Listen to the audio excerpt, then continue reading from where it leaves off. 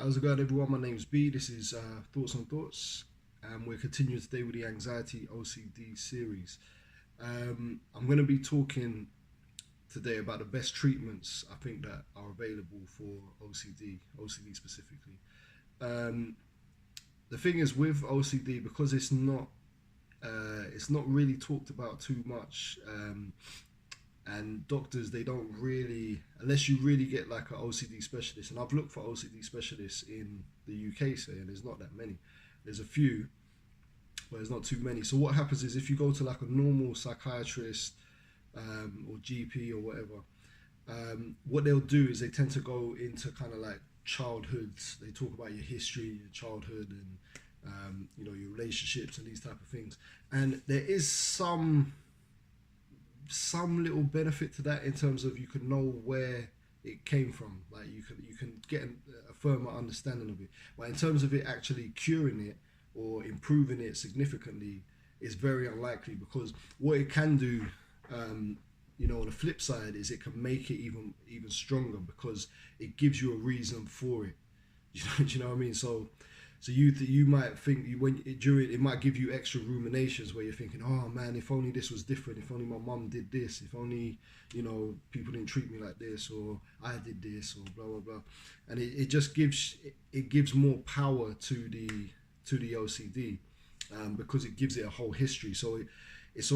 You're already so attached to it, so identified with it, that you think it's you. So now to really delve into it and give it a history, it can even make it worse. So I found personally, when I went to it, I've been to a few of them, like psychiatrists, and it just wasn't. It kind of feels good, because you're talking to someone and you can talk to someone about it, because you probably can't do that, or it's probably hard for you to do that and for them to understand. So it lends like an understanding ear, but in terms of them telling you exactly what to do to help you get rid of it, or to delve into the mechanics of it, the mechanics of how the brain works, and I've talked about that in a previous video. They don't really know about it, and it's not their fault. It's just that, if you think about it, like a psychiatrist, there's so many mental illnesses, to actually know so much about each one is very unlikely. So it's kind of like, talk therapy is kind of like it's a one size fit all kind of thing, and I think it will work for most things, or it will work probably maybe in your daily life, or whatever. But in terms of something specific like OCD, it's hard for that to work. So I would personally, I don't want to. I'm not a doctor or whatever. I don't want to make, just take that, take what I say in that vein. Like I'm not qualified or anything like that. But I would probably not really go for the talk therapies. The next one they tend to give you. Sorry, I've got a bit of cold. Next one they tend to give you is CBT. So CBT is more along the right line. So what they tend to do is cognitive behavioral therapy. So what they tend to do is they'll change how you view your thoughts. So it's a lot of workbooks and a lot of worksheets and writing and this and that, and you might have to keep a journal about how you feel. But essentially, it's like, okay, if this thought comes in, I'm going to reframe the thought and think about it in a different way, or I'm going to see it in a different way. And this can be good. Like, some people have good experiences with it. Some people, it's like, it's not that good. But I think generally it can be, even if you haven't got anxiety or OCD or whatever, it probably can help you a little bit, to not worry as much and that kind of thing. So it's more along the right lines. But what I find is the most helpful by a long way is ERP. So that's exposure response therapy, right? No, exposure response prevention, right? So as we talked about the mechanics of OCD before, we know that, okay, cool, you get a feeling that you want to, you get this thing of uncertainty and you want to sort it out, and you need to sort it out, and you just go for it. So the best way I describe it is like, if you've got your eyes a bit itchy, and you want to rub it, at first it's not that bad, but there's a little itch. So you rub it, and you're going like, and then eventually the itch goes temporarily, but you've made the eye more red, and now it needs more itching. You know what I mean? So you get this kind of, it's almost like a compulsion, like a temporary, okay, I'm going to do this, and then it's going to, I just need to feel better. So I'm going to do it. It feels slightly better, but then it actually gets worse. So you're making it worse. The more you itch, you're making it worse. And it's the same thing with compulsions. So if you get a compulsion and you basically the equivalent of rubbing your eyes. So you look online, or you might ruminate constantly, or you do what do you call it? You do physical compulsions. You might do, and it makes you feel okay for a little while. But then in the background, you've made it worse. So you've built. It's almost like you've built up a drug tolerance. You know what I mean? You built up a tolerance to it. So it's not as effective each time you do it. So maybe you need to do more stuff, and think about it more, ruminate more, and all that. So with ERP, what that is, as you can see, is like exposure response prevention. So if I'm exposed to something that I'm worried about or that I'm fearful about, I've got OCD, I'm gonna not respond. Basically, I'm gonna prevent that response to doing it. And it sounds difficult. It sounds like impossible, because you probably think like, oh, if I could do that, like why wouldn't I just stop doing it? But what it is like, it's really almost taking a step back and saying, okay, cool, this thing that I don't like is gonna happen, and I'm not gonna respond. So the best way I found to use this is that, first of all, the physical compulsions, like cut the physical compulsions out, because mental compulsions are always more difficult, because especially if you're kind of mistaking them for you. So you might think your thoughts are you, and that's difficult. It's difficult to get that separation. So they call that cognitive fusion. So it's when your thoughts are fused with you. You can't see you from the thoughts, right? And we'll get deeper into that, because there's a non-duality aspect, and I'll talk about what that is in future videos. But yeah, so you can't separate you from your thoughts. So that's always more difficult. But with a physical one, you know that it's you doing it, like to some extent. So it's difficult, don't get me wrong. But you can really, you have to really push yourself and really try not to respond to that. And also kind of not seeking out necessarily, but not shying away from possible exposure. So say you've got something like social anxiety or HOCD or things like this, where you're going to encounter people of the same sex, if it's HOCD, or what was the other one I said?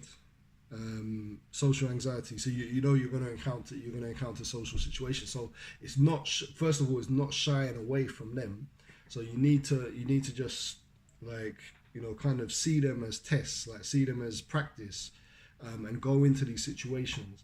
And then when you go into these situations, just try not to respond. So what typically will happen is that you'll get some thought in your head that goes, oh my God, we're in a social situation. We need to get out, or we need to do this, or we need to seem, put on an act, or blah, blah, blah. And this is difficult. This is like, running naked down the street, because it's really difficult to do. But it's a crossroads, right? So it's the same. So you either decide to do the action, do the compulsion, which is basically rubbing your eye. So you say, okay, I need to feel better. I need a temporary fix or whatever. So I'm going to rub my eye and feel slightly better. But obviously, if you do that, it keeps it going on, right? It keeps perpetuating it. If you go the other way and don't do the response, it feels horrible, because constantly your brain's going to be going, or something in your mind's going to be going, what are you doing? We don't do this. We've got to do a compulsion. We need to feel better. We need certainty. We need blah, blah, blah. And that's just constantly going to be going off in your head while you're in a social situation, if you're socially anxious. So it's very, very difficult. But even though it's higher anxiety in that moment, eventually it kind of levels out, and then it gets lower, and then it gets non-existent, because you're not feeding it. You're not feeding the anxiety. You're not giving it more reaction. That's what it wants. It wants a reaction, and it wants that cycle of you feeling anxious, you doing something to sort it out, getting temporary relief, then feeling anxious again, and so on and so on. It wants a cycle to continue, right? So it's really hard to break that chain. break that cycle. But where you can do it, the only place you can do it is with your response to it. You can't think your way out of it, because that is just the anxiety playing itself out. So if you're anxious and you're thinking to yourself, oh, I need to sort out, am I gay or not, or I need to sort out whatever, whatever OCD thoughts that you're getting, that is the anxiety playing itself out. That's not you sorting it out. As much as it feels like it's you sorting it out and working things out and blah blah blah, no, it's not. It's the anxiety itself playing itself out. So the only alternative is to just not get involved in that conversation and not respond to it. And that's what the response prevention thing is. So just it's so difficult, but it's so important as well. It's like you cannot respond to it. So if you do physical compulsions, you have to really fight that and say, no, I'm not going to do that. And know that if you do choose to do it, it's going to extend it for another period of time. Like, that's the choice you're making. And it's a very clear choice, because it will make it worse, or it will continue it. You know what I'm saying? And as difficult as it is, and as uncertain as it feels, because it feels so real. Like when you have a thought, like, an OCD, pure O kind of thought, it feels so real. It feels like you have to do something, but just know and tell yourself that, no, this is OCD. This is part of the illness. That's why it wants me to think like this. So eventually, like I said, it gets lower and lower, and the more you don't respond to it, it's like someone when they tease you, when you're at school or whatever, and they tease you and they're like, oh, you're this or you're that. And if you respond emotionally, because think about it like that. Think about OCD almost as the bully at school. Something you're not, maybe you're chubby or something like that, and the OCD bully comes along and says, you're chubby, blah blah blah. If you respond emotionally, if you cry, if you're angry, if you're like, oh no, I'm not fat, blah, blah, blah, then obviously they want that. It's like they're like an emotion vampire, like they're sucking that from you. So when you react like that, it's like, oh yeah, I've got a good reaction from them. So tomorrow, same thing. Every day you're gonna get it. But if you're a kid and you just don't respond, you're like, oh, okay, cool. They're like, oh yeah, but you're fat, man, you're fat, and you're like, nah, okay, yeah, probably could lose a bit of weight, to be fair, but yeah. And they and they just keep going, and they're obviously going to do it more because they want to test. Does he really not care? Like, can I say something crazy and like they're not going to care? And they're going to at first going to be worse, and they're going to say the worst things that they could think, probably worse than they would have done if you just responded. But you bear with it. The next day they probably won't even bother you. You know what I mean? They don't care anymore because they haven't got that satisfaction of that response, which is what they're looking for. And simultaneously, that's what the OCD is looking for as well. It wants a response. It wants a response. It wants you to respond. It wants you to be fearful. It wants you to be scared. And the more you are, the more it's just gonna carry on. And there's no two ways about that. So that's why I think ERP is probably the best thing, because it's so direct. It's no, there's no, you're not going to bring up your childhood, you're not going to bring up this or that or whatever, and it's just direct. It's like, okay, cool, I'm getting this thought or this urge to do something. I'm not going to do it. I'm going to try my best. It's going to be difficult, but I'm going to do it. And eventually, you're just not going to really think about it. Like, like for me, it's like it keeps. I don't want to say my OCD, but OCD keeps, it has like long periods, but it has periods where it's, it's bad or it's not as good. But over the years, it's reduced dramatically to the point where, I couldn't leave my house before, and now I can, I can go out. I don't really, I do get caught up in the thoughts sometimes, but I don't really. It's nothing compared to what it was before, and hopefully it will continue to get better as well. So it's not, and that's through just not reacting. You know what I mean?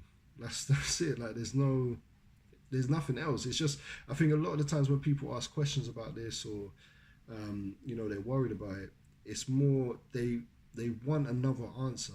Basically, they don't want to go through. No one wants to go through the fire of, you know, feeling terrible and whatever. You want something else. You want it to be easier, and there's nothing else. I mean, you could take medication, you could do all that, but to really cure this at a foundational level, I don't think there's another way. You have to be able to take the shots, take the hits, take the punches, and just accept that they're there, and, you know, try and just, you know, do what you have to do, like live your life. Another treatment I like is ACT, which is acceptance commitment therapy. So it's kind of similar to ERP, but I feel that it talks about more things around it. So it talks about, you know, having strong values in your life, and just worrying about them and focusing on the right things and all that. So I think that's another one to look into as well. Anyway, don't want this to go on too long, so I'm gonna cut it short in a second. But yeah, basically look into that. Look into ERP. You can look online. There are therapists that do it, that are OCD specialists that do it. So look into that. But yeah, there's a lot of information online, and it's something that you can do. It's just, you just have to make that choice that you're going to do it. No one's going to do it for you. Because I was the same, man. When I first started going to therapy, I thought, oh, you know, they'll just give me a pill, or, you know, they'll talk to me and they'll explain things and I'll just understand it, and that's it. And it's not that. It's on you. Like, you have to be the strength in curing this. There's no one else that's going to do it but you. But anyway, let me cut that short. Hope that helped. I will be back with some more videos, more content, and all that good stuff. Subscribe, do all that stuff as well. Anyway, cool. See you later.